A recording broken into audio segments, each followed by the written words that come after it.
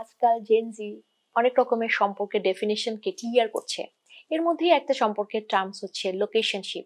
সেটা আগেও ছিল, কিন্তু আমরা হয়তো এভাবে স্পেসিফিক করে ভাবিনি, বা আমরা হয়তো আগে বলতাম যে ও আসলে যেখানে যায় সেখানেই কিভাবে কিভাবে কিরকম কিরকম সম্পর্ক তৈরি করে, বা ও আসলে প্লে বয়, অথবা ওর অনেক প্রেম হয়, এভাবে হয়তো ভাবতাম। কিন্তু এখন লোকেশনশিপের একটা স্পেসিফিক টার্মস, যেরকম সঙ্গে আবার স্পেসিফিক এটার জন্য কিছু পয়েন্টসও, যে এই ব্যাপারটা কেমন কিভাবে হয়, এবং এখান থেকে যদি আপনি পরিত্রাণ চান তাহলে কি করবেন।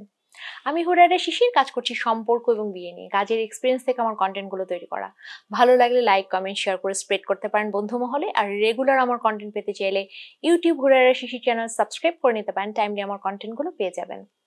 এই যে লোকেশনশিপ, এই বিষয়টা কিরকম, এই যে আজকাল নতুন নতুন কমিউনিটি তৈরি হয়েছে না, ক্লাব গ্রুপ, বিভিন্ন রকমের রেস্টুরেন্ট, জিম, কর্পোরেট, তারপর বিভিন্ন জায়গায়, যেই জায়গায় স্পেসিফিকলি একটা নির্দিষ্ট সময় উইকলি মান্থলি বা কোনো একটা সেশনে যায়, বা কোনো একটা কমিউনিটির কারণে কানেক্টেড থাকে, সেই রকম জায়গাগুলোতে গেলে অনেকেই দ্রুত সেই পরিবেশটাকে অবজার্ভ করে স্ক্রিনিং করে নেন, এবং যাওয়ার আগেই, যেহেতু এখন অনেক রকমের অ্যাপসও আছে যে লোকেশন গুলোকে ইন্ডিকেট করে কানেকশন গুলোকে বলে দেয়, সো ওই জায়গাতে টেন্টেটিভলি কোন কোন কানেকশন গুলো আছে খুব সহজেই মানুষজন কিন্তু এখন জেনে যায়।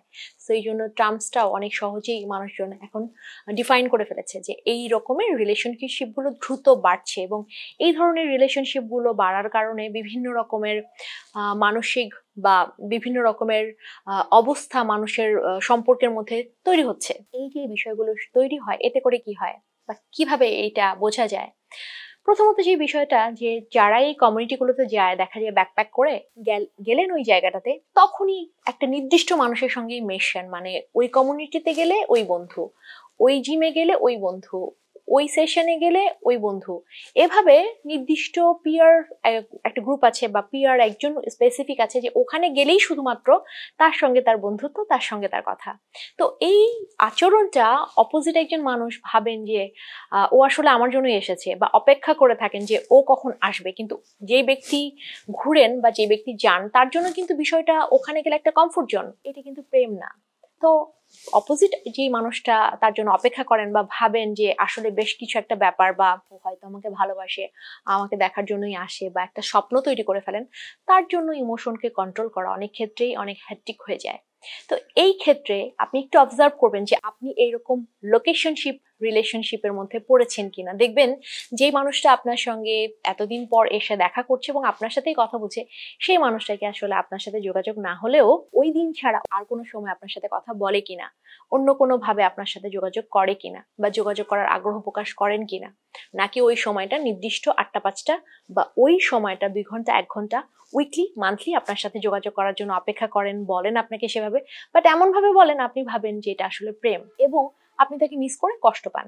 তো এইরকম সম্পর্কের মধ্যে যদি আপনি থাকেন, তাহলে আপনাকে ক্রস চেক করতে হবে সেই মানুষটাকে, যে সেই মানুষটা আসলে আপনার জীবনে কতটুকু প্রায়োরিটি দিচ্ছে আপনাকে। দ্বিতীয়ত হচ্ছে out of sight out of mind.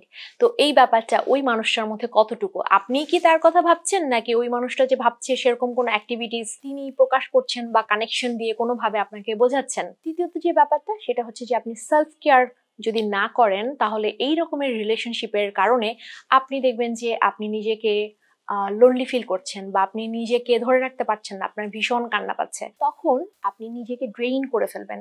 যোগাযোগ মানুষ চাইলে 24 ঘন্টা করতে পারে, কিন্তু সেই মানুষটা কি শুধুমাত্র ওই লোকেশনে গিয়ে আপনার সাথে কমিউনিকেট করে কিনা, এটা আপনাকে খেয়াল করতে হবে।